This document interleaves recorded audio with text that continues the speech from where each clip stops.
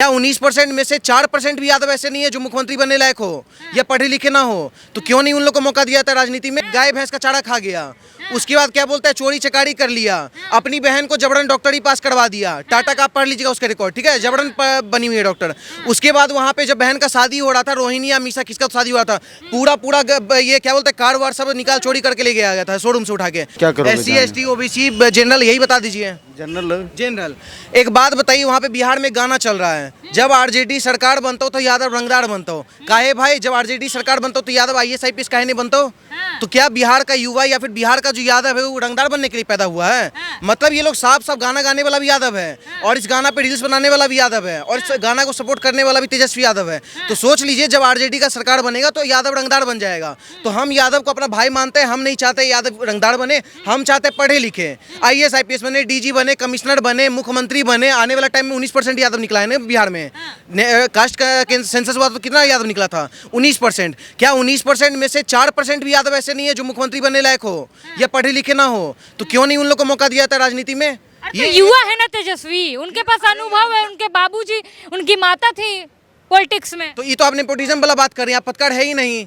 अब आपके पापा पत्रकार थे तो ही आपको पत्रकारिता में खड़ा किया है क्या? अरे तो बोल रहे हैं कि मैं जनता के सेवा के लिए मेरा पूरा परिवार उतर गया है। परिवार जनता का सेवा ऐसा किया है कि गाय भैंस का चारा खा गया, उसके बाद क्या बोलता है, चोरी चकारी कर लिया, अपनी बहन को जबरन डॉक्टरी पास करवा दिया। टाटा का आप पढ़ लीजिएगा उसका रिकॉर्ड, ठीक है, जबरन बनी हुई है डॉक्टर।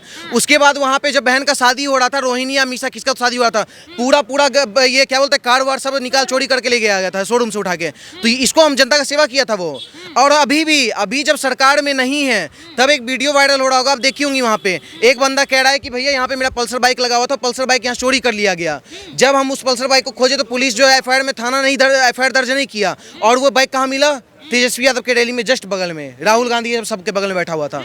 तो बाइक चोरी कर लिया अभी। तो ये जो बोलता है वोट चोर गद्दी छोड़, ये तो खुद बाइक चोर है। बाइक चोर बेटा, और क्या बोलता है बैटरी चोर, और क्या बोलता है चारा चोर उसका बाप। तो चोर को हम लोग नहीं बना सकते हैं ना मैम, हम लोग को बाहर भी रिप्रेजेंट करना आता है। बिहारी कहीं ना कहीं दिल्ली भी जाते हैं, मुंबई भी जाते हैं, तेलंगाना भी जाते हैं। जब हम लोग से पूछेगा बउआ तुम्हारे यहाँ का CM कौन है, बोलेंगे तेजस्वी यादव, जिसके ऊपर 420 है।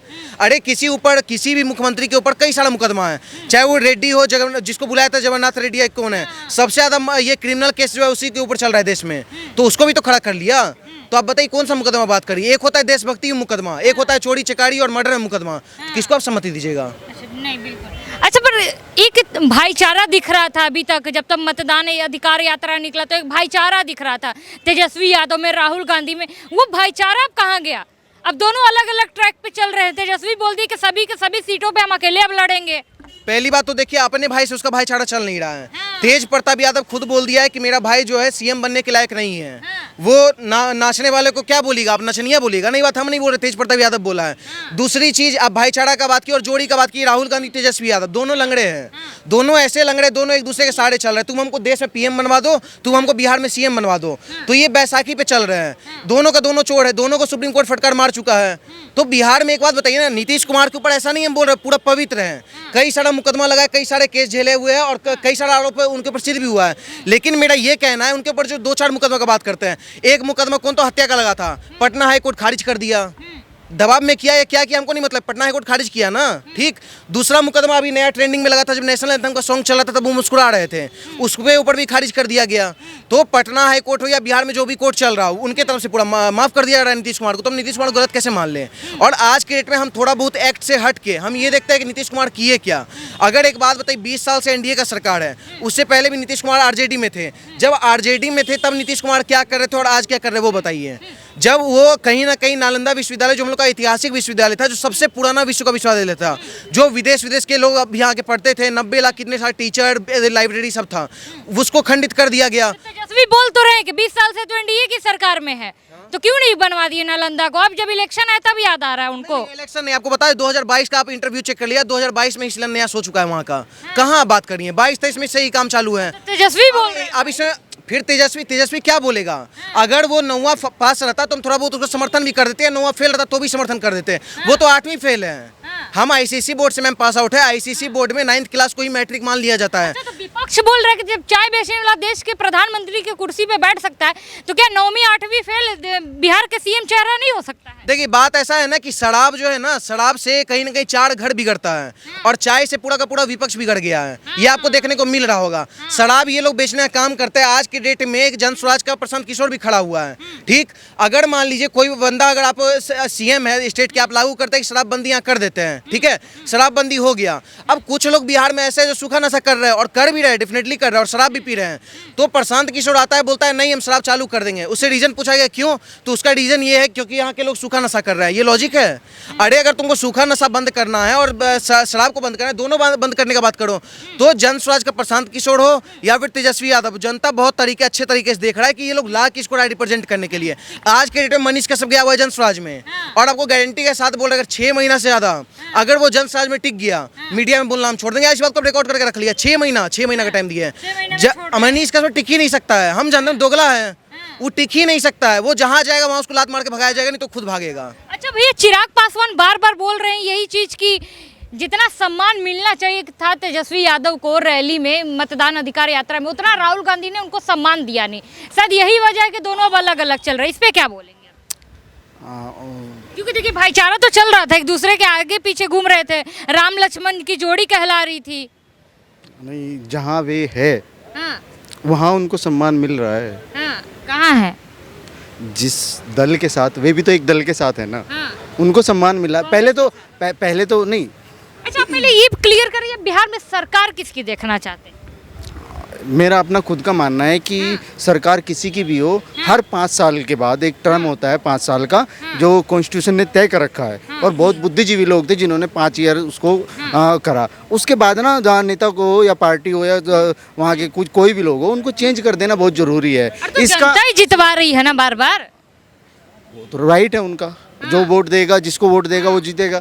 मेरा अपना मानना है, जब जितना मुझे पता है, साउथ के जितने भी आप स्टेट देखोगे, उनमें क्या है कि वे 5 साल में चेंज कर देते हैं सरकार। इसका रिजल्ट क्या निकल के आता है कि एक सरकार इस डर में अगर 2 काम भी करे तो 4 टर्म में वे 8 काम तो हो गए ना उनके।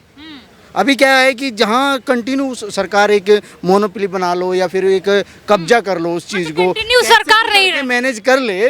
कंटिन्यू जो सरकार रहती है ना, उनको लगता है कि जैसे कांग्रेस को लगता था। सीधा सा एग्जांपल देते हैं, जैसे 70 साल से कांग्रेस को लगता है कि अपन को कोई कुछ कर ही नहीं सकता है। अभी उसी ट्रेंड में बीजेपी चली गई है, बोला हमने सब कर लिया सेट, अभी कोई टेंशन वाली बात नहीं है। उसी ट्रेंड पे वो चली गई है। नहीं बोलना चाहिए कि डेमोक्रेसी में है वे।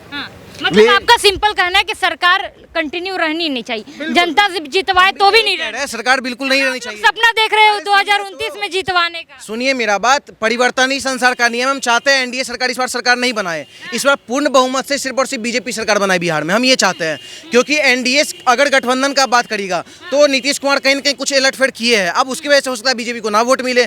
पूर्ण बहुमत से एक बार बीजेपी को मौका तो दीजिए। जब पूरे तरीके से आरजेडी 10-12 साल राज कर सकता है, जब जेडीयू और आरजेडी दोनों मिलकर राज कर सकता है, तो फिर एनडीए जब आया तब आपको परिवर्तन क्यों याद आया? इससे पहले क्यों नहीं याद आया?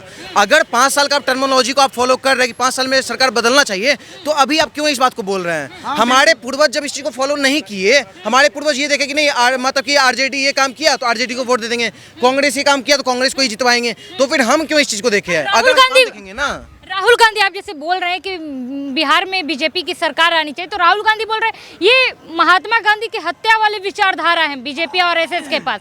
ऐसे विचारधारा वाले अगर सत्ता में आते हैं तो बिहार बर्बाद हो जाएगा। देखिए पहली बात आपको बता दें कि हम खुद कहते हैं गोडसे जिंदाबाद, गोडसे अमर रहे, ठीक है। और हम कोई बीजेपी पार्टी को समर्थन करते हैं इस वजह से नहीं, हम गोडसे को खुद मेरा अपना व्यक्तिगत राय है, हम खुद मानते हैं, बहुत ज़्यादा मानते हैं, ठीक है। दूसरी चीज़ कि अगर आप वो गोडसे वाला आता है, इसको लिंक कर रहे हैं गोडसे से, तो गोडसे का वहाँ क्या बात हुआ? अभी सम्राट अशोका जी का अपमान हुआ, आपको पता है? अभी जब अशोक स्तंभ को तोड़ा जा रहा था तो उसमें किसका अपमान हुआ है? कश्मीर में ही तोड़ा जा रहा था ना, किसका अपमान हुआ बताइए? जय भीम का अपमान नहीं हुआ, संविधान का अपमान नहीं हुआ, अशोक सम्राट का अपमान नहीं हुआ, क्यों नहीं? लालू यादव ये लोग आ गए इस पे।